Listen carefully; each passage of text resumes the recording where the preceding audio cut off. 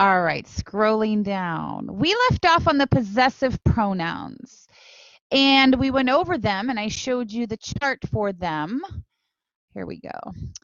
And I showed you also this chart we looked at. Boy, are we ahead or what is going on here? Hold on. Huh.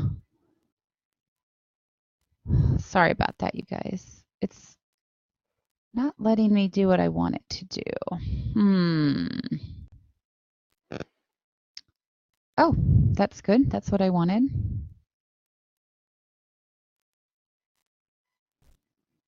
Now let me try this again.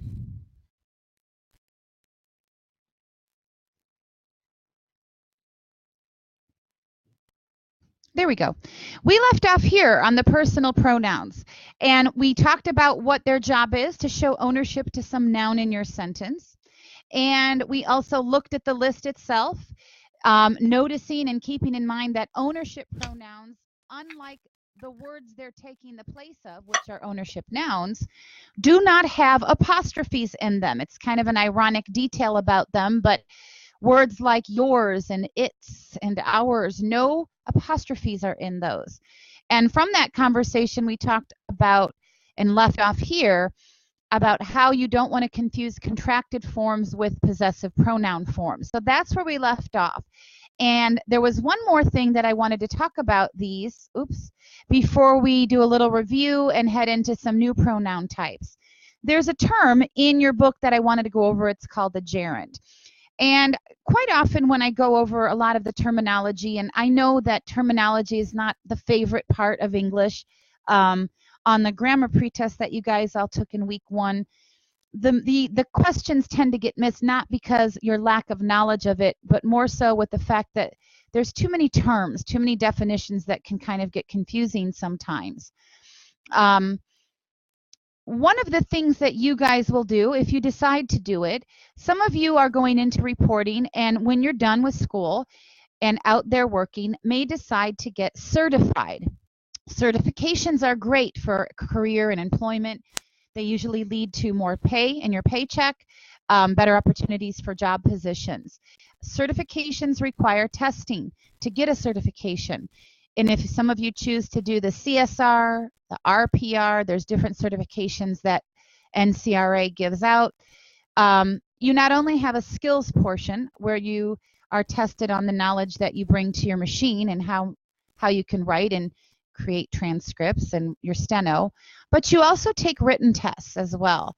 One of the tests you take is an English exam for the certification, and there's a written portion, of course, where there's a lot of terminology covering the English language. One of my students came back years after and said to me, and it's not always the same test every time, but she said to me that this word, gerund, a very obscure word, was on it, and a lot of the others that we'll probably be covering this semester.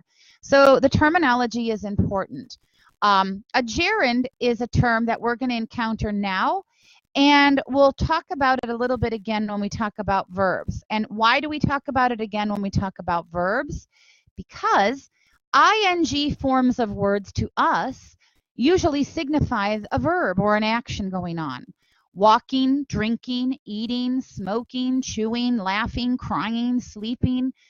We hear these and we think of a verb form. But by themselves, you can't say, I walking to school. Walking by itself is not a verb. The ing form of the verb by itself is called a gerund, and it functions usually as a noun. So when I use walking by itself, it's going to always be in a noun form. Walking is good exercise, or I like walking. It's an act. It's something we do. It doesn't become a verb until you have a helper. If you're going to use it as an action that you do, I am walking, you are walking, it's going to have a helper verb in front of it. So the ing form is called a gerund, and it's used as a noun. It's a thing. Drinking affects families. The family was concerned about the drinking. Snoring is something that bothers you. But the error comes when we don't use it correctly with possessive pronouns. We always want to be using the possessive case pronoun before a gerund. A gerund literally becomes the whole kind of construction, literally becomes an it, a thing.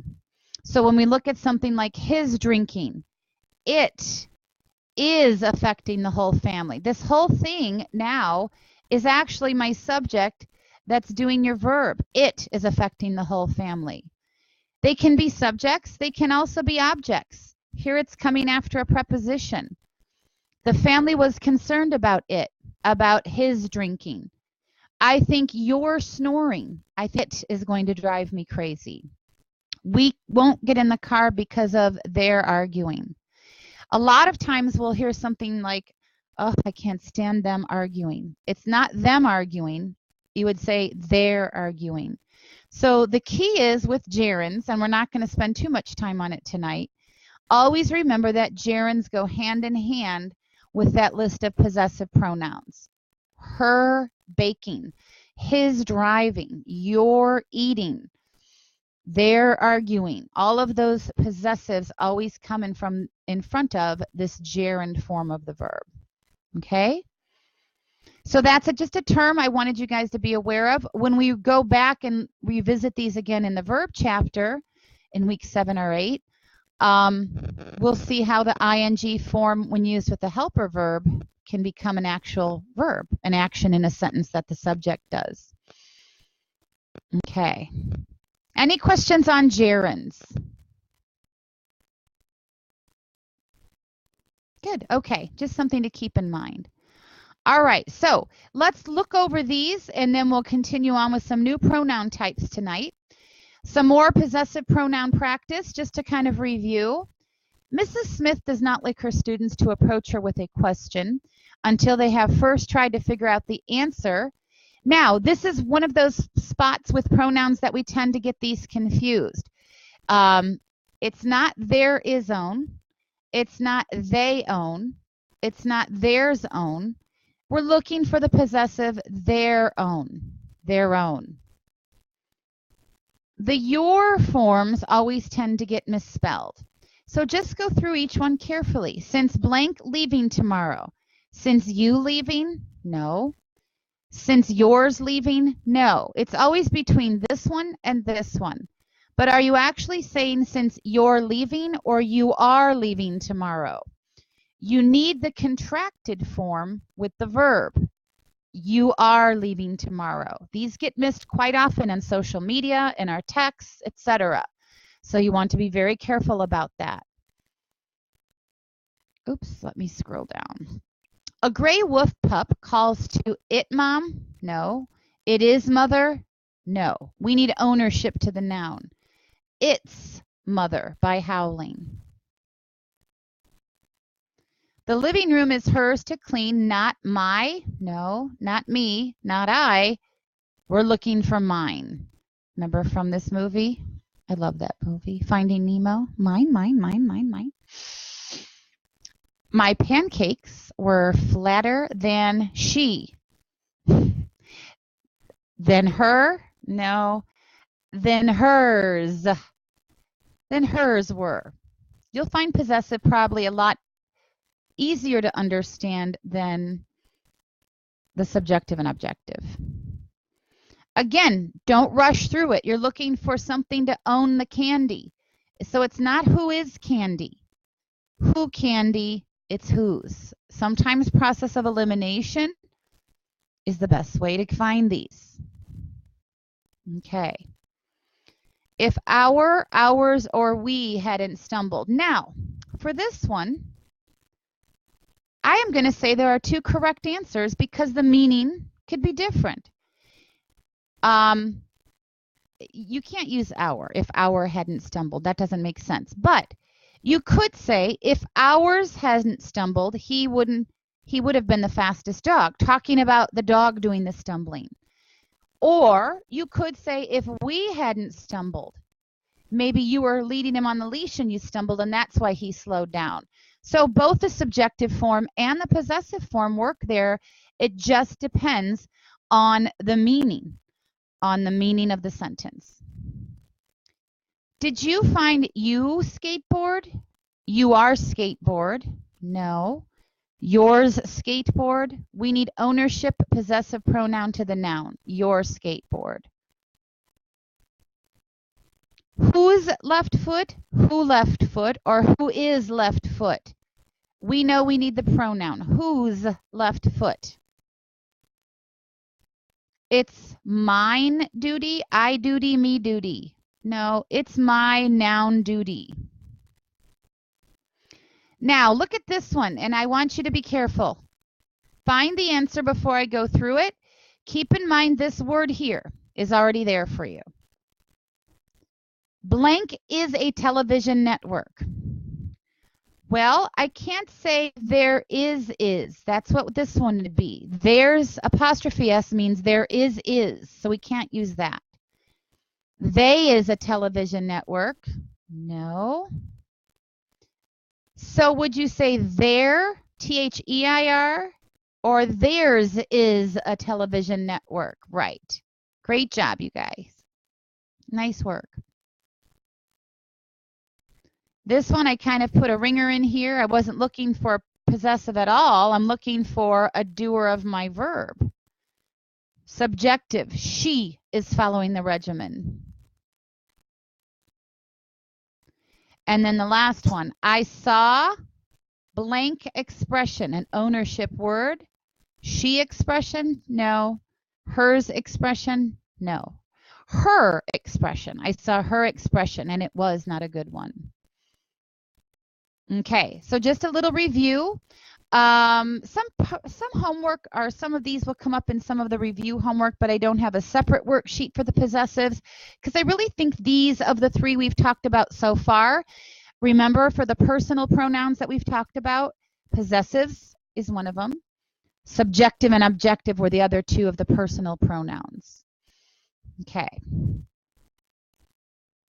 All right, any questions on the possessives before we move on?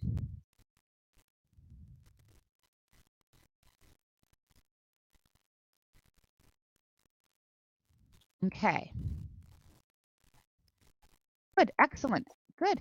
All right, now before we move on to demonstratives, we are going to look at just what we've talked about. I think it's just a review of the subjective and the objective because that's what your homework was on, and I'll be looking at that and checking it in either this evening or in the morning and sending you guys back the key to see how you did. Now, when you're looking at these, not only do I want you to be able to choose the correct pronoun, but let me know in your mind if it's subjective or objective. So we'll do kind of some of these together. My friend and blank are headed to the mall. Remember, with subjective pronouns, you need doers of the verb. Subjective pronouns do the verb. Objective pronouns come after verbs because they're the objects of verbs or they're the objects of prepositions. So here, if you have two subjects, split them up. My friend is headed to the mall and blank am headed to the mall. So we need subjective I. Good. Between is a preposition. What always comes after prepositions? Objective pronouns. So you wouldn't say between I, you would always say between you and me. How many of you are over the age of 40? I'm aging you guys. There was a song, and you can look it up online. It's by a fab group called April Wine. And I used to roller skate to a song called Just Between You and Me. It's a love ballad of the 70s. Just between you and me, baby, I know our love will be. Anybody remember that song? Just between you and me. Do, do, do, do, do. Okay, good. Now that I've sung you a song, you will always remember. Just between you and me. Just between you and me. Because a lot of people miss this one. Okay, thank you. I try. I'm a shower singer. You should hear me in the shower. But objective pronouns, and sometimes it helps to put the list down again too. Remember your objectives. Me, him, her, us, them, and of course it and you. And objective pronouns always come after verbs because they're objects of verbs, or they always come after prepositions. Okay, good. I'm looking to make sure. I thought I got Heather. She must have got booted out. Okay. So, of course, this one is objective. Me is objective. Mr. Adams wrote recommendations, and here's the key word that's going to help you. For, preposition. So he wrote the recommendation for him, and he wrote it for her. Objective pronouns come after prepositions. Remember that subject pronouns are the opposites. I, he, she, we, they, and of course it and you. And they are always doers of the verb. They do things, they do something. They usually come before verbs. Right. So Mr. Adams, that one is objective. Will you please give Joe the answers? Will you please give they or them the answers, everybody? After the verb, give them. Good job. Objective again. Your sister, so I have a subject here, your sister left an hour ago, and them left or they left? They, subjective. Your sister and they left an hour ago. Split them up to test it out. That usually helps. I or me will pick up. There's my verb. You can't say me because objects don't do anything. Subjects do. I will pick up. Now, this one. I have the verb smack in the middle. Blank sent blank a package. You need a doer. She is subjective. She sent. After the verb would be the object. She sent me a package. Are you going to visit blank this evening? I am going to. Visit is my verb. You don't visit he. You visit objective, him. Wendy is somewhere around. Have you, verb, seen, not she. After the verb is an object pronoun. Have you seen her? The commanding officer gave, there's my verb, gave blank and blank a real bawling out.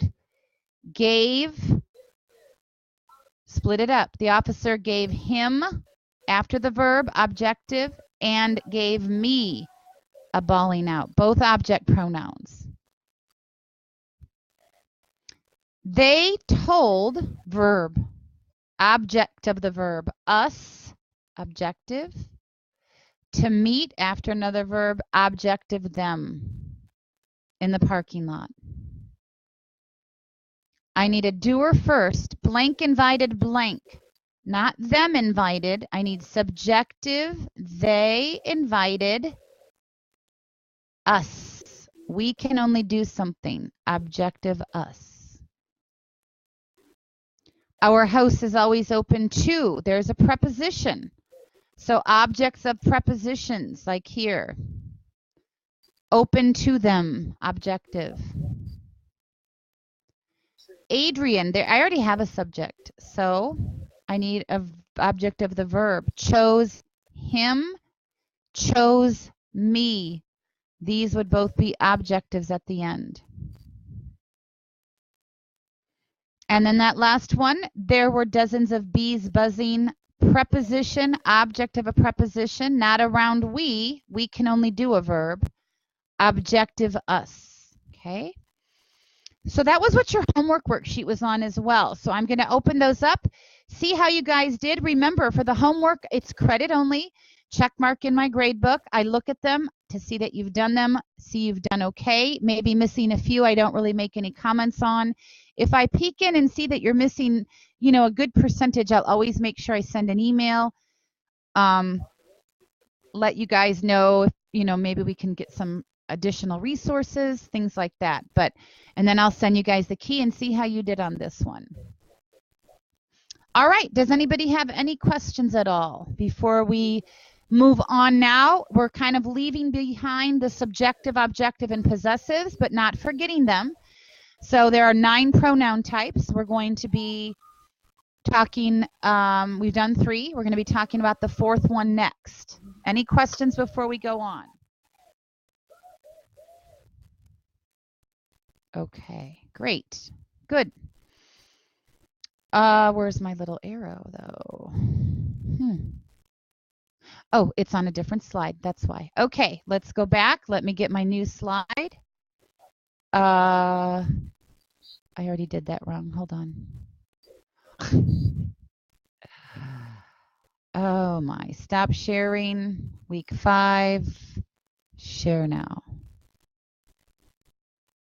Please work for me. Oh, my gosh. Just once on the first try. Wouldn't it be nice? Gosh. Oh, I'm going to have to delete week 4. Hold on. Always something.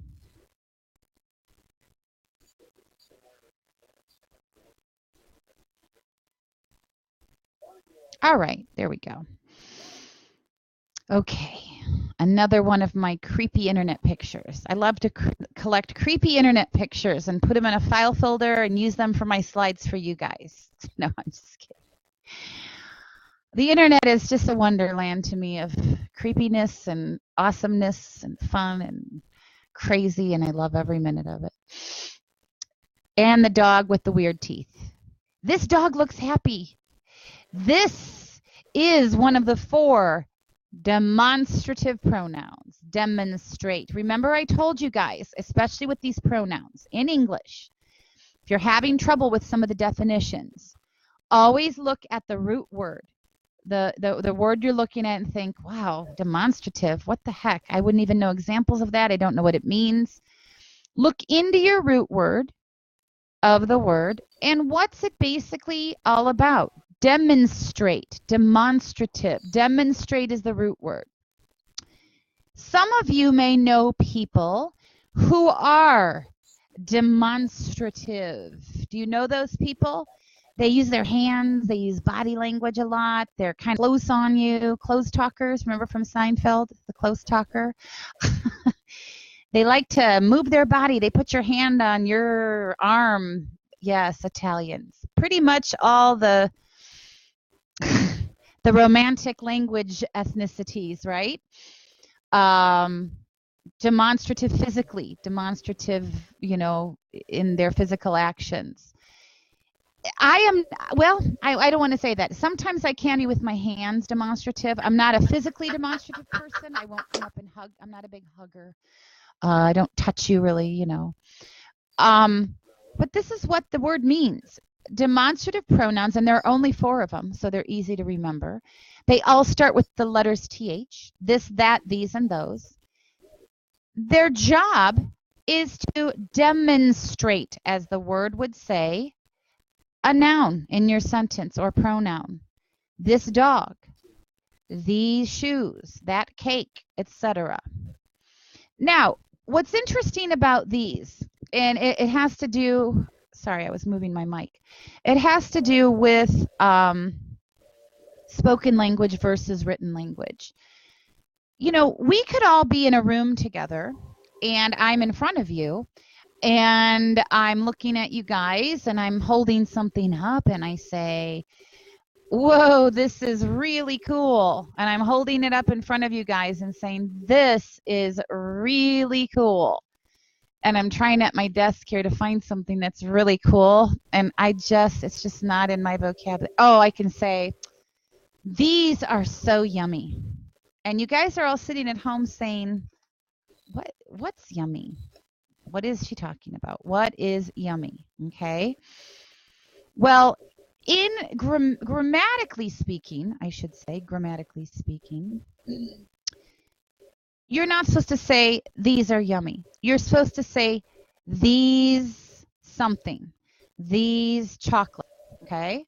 So Now when I say to you guys, hello.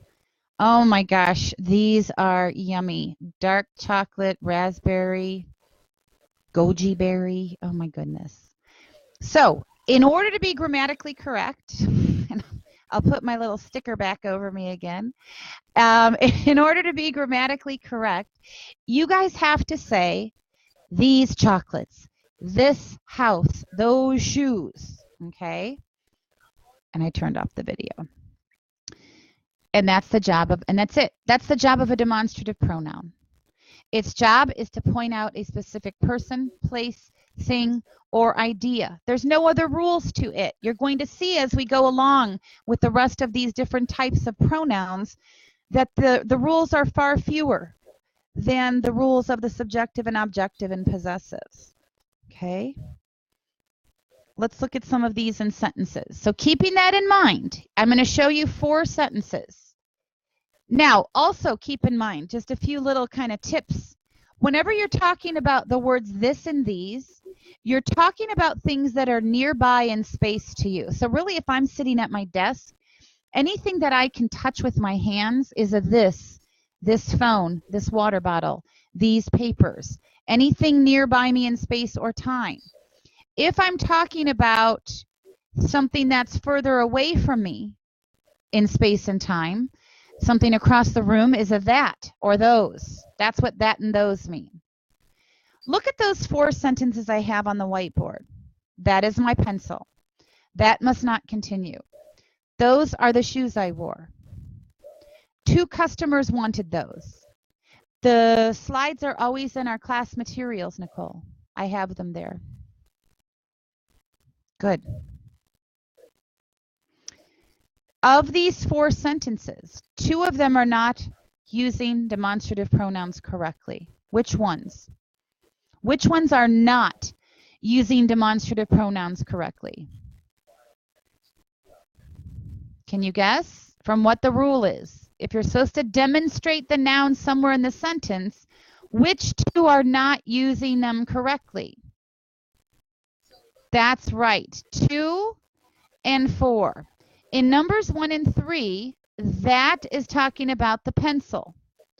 Those are talking about the shoes. But when I say that must not continue, I don't know what that is. Now, I can run into a room where there's a huge argument, and I can say that must not continue, and it's implied. Again, it's spoken versus written. But you should have something right here that tells you what that is. So it could be that fighting must not continue, that arguing, that nonsense, whatever's going on. I can be at the desk with my coworkers and point to something and say, oh, 2 customers wanted those, maybe a nice pair of shoes. Well, I don't know what you're talking about written-wise, so grammatically speaking, we have to plug something in here to make it correct use of the demonstrative. 2 customers wanted those shoes, those sheets, those dishes. Okay? And that's it.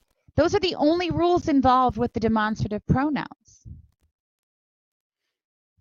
Also keep in mind that and this are always used to refer to singular things. So when you see these in sentences, you automatically know that something that's a this or a that is a singular entity. Whereas these and those are always used to refer to plural nouns, like these apples versus that apple. Okay. All right. Are there any questions on the demonstrative pronouns? Let's look at our last 5. Find the demonstrative pronouns. What is the antecedent? The antecedent is the word it refers to. So when I say this, that's my demonstrative. What am I pointing to? This what? Antecedent, story. Good. Those stamps. This storm.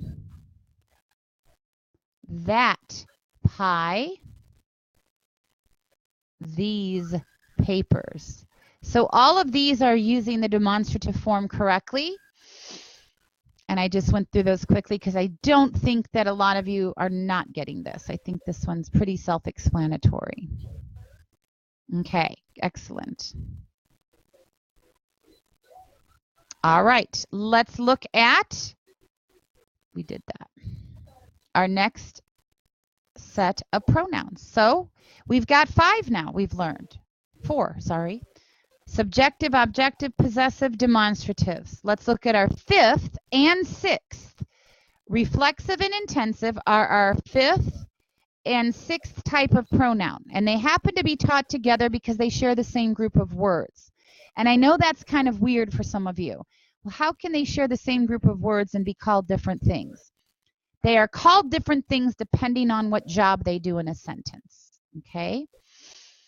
So, the puppy leapt across the room by himself. And technically, remember we talked about you're not supposed to call animals he or she or him or her.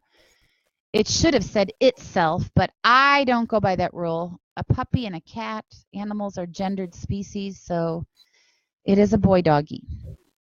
I hope and pray that puppy leapt across the room by himself. It looks like that guy behind may have had some part in it, which I'm hoping he did not.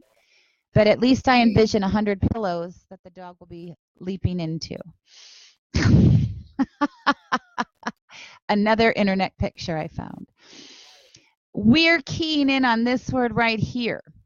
When we talk about reflexive pronouns, when we talk about intensive pronouns, we are talking about the self pronouns. All of those pronouns that have the word self or selves in it. Over here on the left are all of your singular self pronouns. Over here on the right are all of your plural self pronouns. Myself, yourself, herself, himself, itself. To me, this one's kind of weird. The word self refers to a person. It's a human quality, yourself.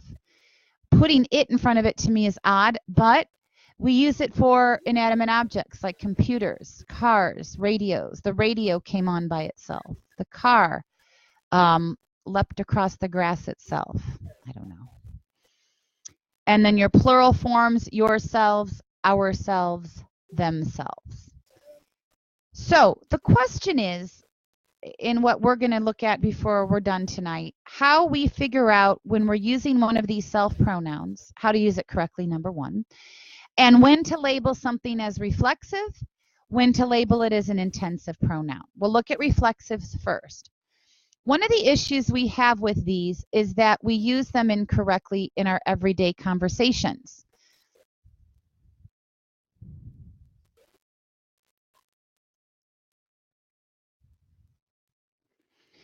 And a lot of us would hear somebody say something like this: Bob and myself are going to see that movie. And a lot of us would think there's nothing wrong with that. Well, just from our conversation last week about subjective pronouns, we know that a doer of the verb has to be a subject. Bob is going to see that movie, and myself are going to see that movie. Myself is not a subject pronoun. It's either reflexive or intensive pronoun. But I do have a subject pronoun that will work. Instead of Bob and myself, I should have said Bob and what? What subjective pronoun fits there instead of myself? I. Good. Nice job. Bob and I are going to see that movie. But we say this wrong all the time. Why is it wrong?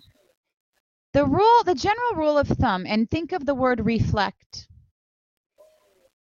Reflect means that you have to look back on something. If you're reflecting about your life, you're looking back over your life. If you look at a reflection in the mirror, your image is reflecting back to you. You cannot use self pronouns unless you have something else in the sentence that already mentioned yourself or himself or hisself.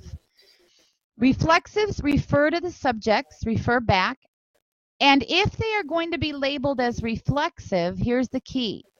They are needed in the sentence for the basic meaning. You can't take them out. So a word like myself can be used only if you have something for it to reflect back to. like this sentence. Students who cheat on the quiz are only hurting themselves. So here, the word themselves has something else in the sentence that was mentioned about them previously. So it does have something to reflect back to. So keep that in mind. We only use self pronouns as a repeat because we've said it previously somewhere else in the sentence. That subject was referred to somewhere else in the sentence. It's labeled as a reflexive pronoun because if I tried to take this out, students who cheat on the quiz are only hurting. You've changed the whole meaning of the sentence. That doesn't make sense. So reflexive pronouns are necessary for the meaning of the sentence. Let me give another sentence below.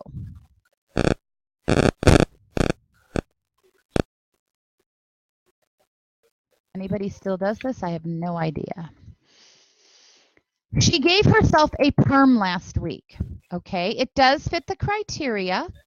I have the word she to refer back to, so that reflects back. Now, if I tried to take this word out and I read the sentence, she gave a perm last week. Well, does that mean the same thing as she gave herself a perm last week? Did I just change the meaning by taking it out? Yes. You can't do that. I could have given a perm to my mom or grandma. So reflexive pronouns have to stay in your sentence. It's going to be different with intensives. Intensives we can take out. Reflexive pronouns have to stay in for the meaning of the sentence. So that's, I know the book explains this, but I don't think as well. That's how we know if something is labeled a reflexive versus intensive, even though they're the same group of words. Okay. A rule to remember. Whenever there is a reflexive pronoun in the sentence, of course, I just said that, there must be a person or thing to whom that pronoun can reflect back to. So let's look at this sentence right here. Please hand that book to myself. This would be considered incorrect because the word myself, if you look in the sentence, does it have anything to reflect back to, you guys? Have I mentioned anywhere in that sentence myself? Anywhere?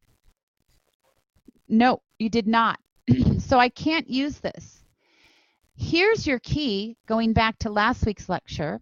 That's a preposition. You wouldn't say, please hand that book to myself.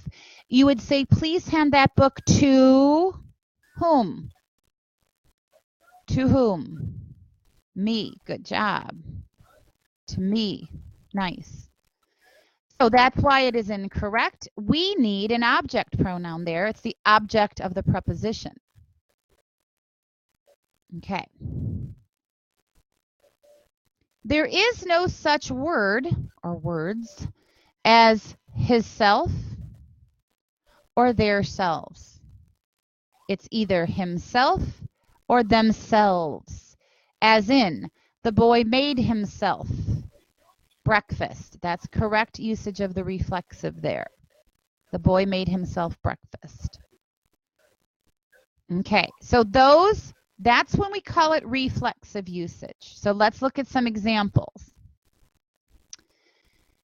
Are they correctly or incorrectly showing us what reflexive pronouns are? Number one, we helped ourselves to the cake.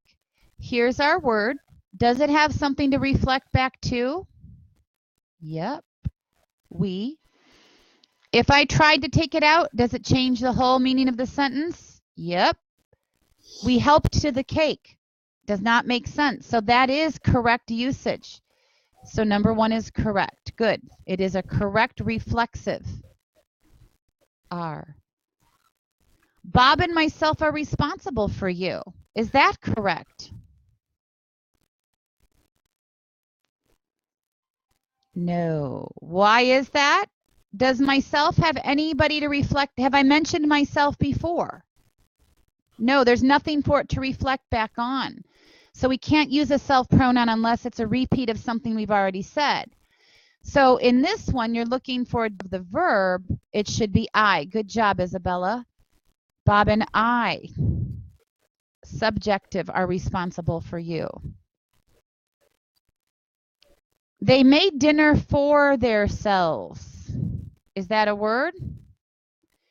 I have something to reflect back to, but I can't say their selves. I have to say what? Themselves. Good. Number 4, these decisions will be made by myself.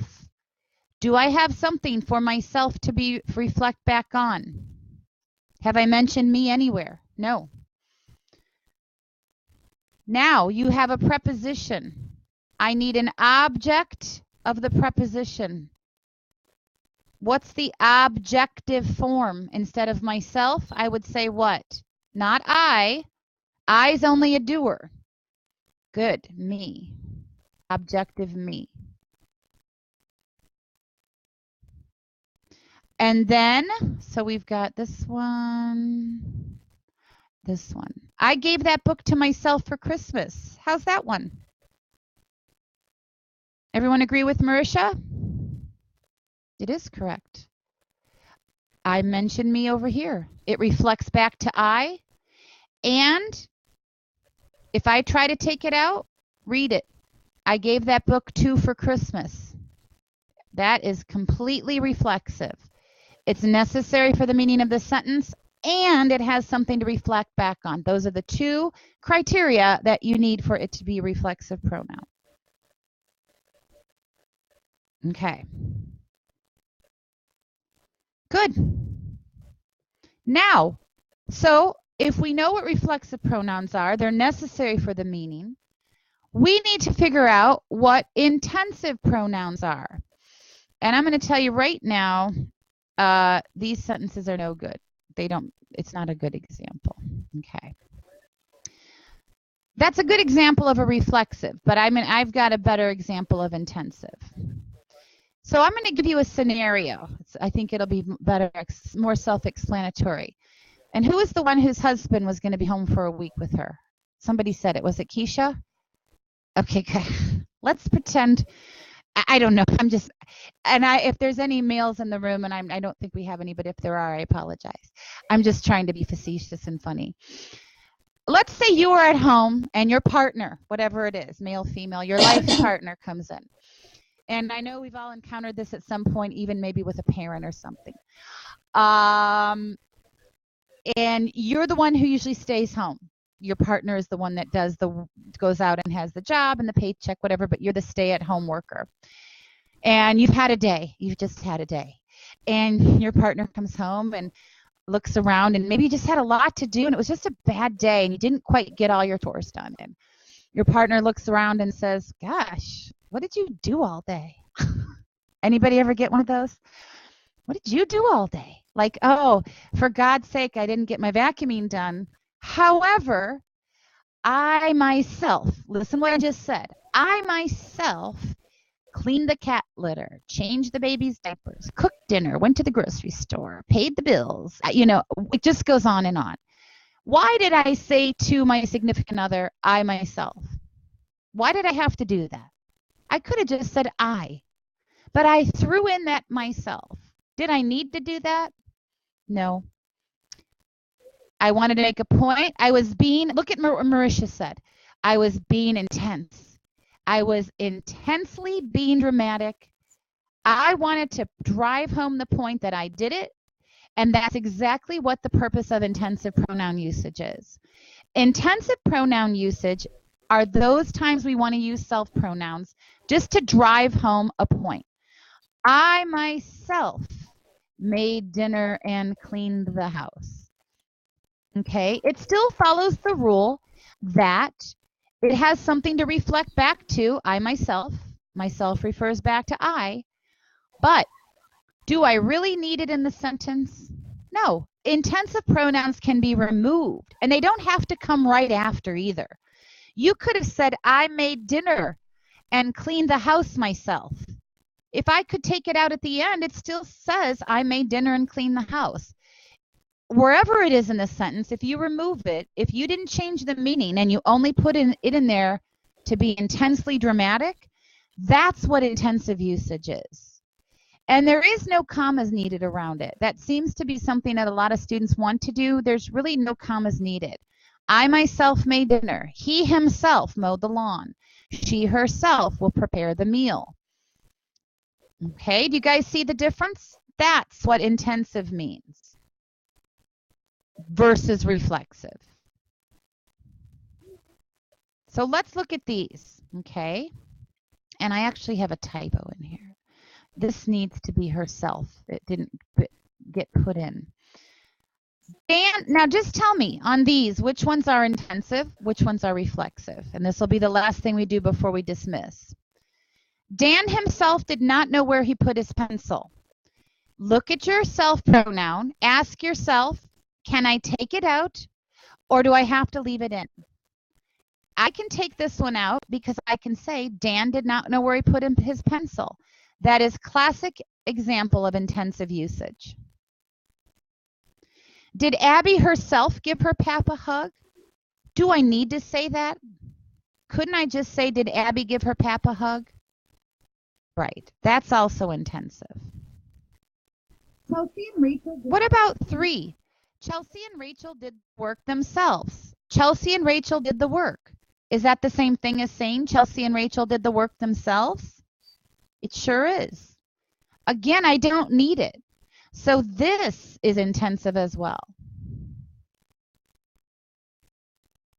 The dog made itself dizzy. What about that one? Intensive or reflexive?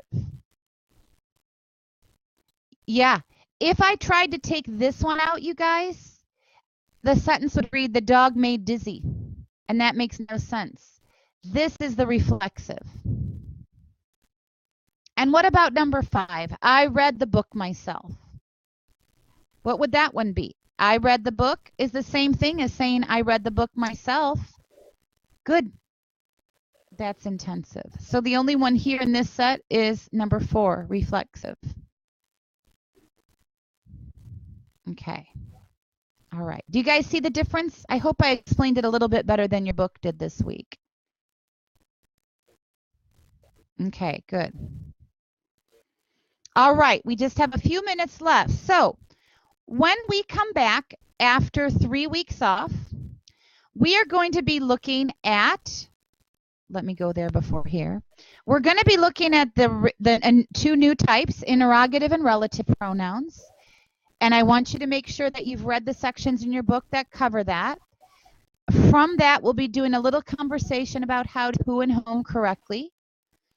And then we'll be moving on from there to, I think, indefinites will be our last type. We'll be finishing up the pronoun types when we return. We have the next 3 weeks off.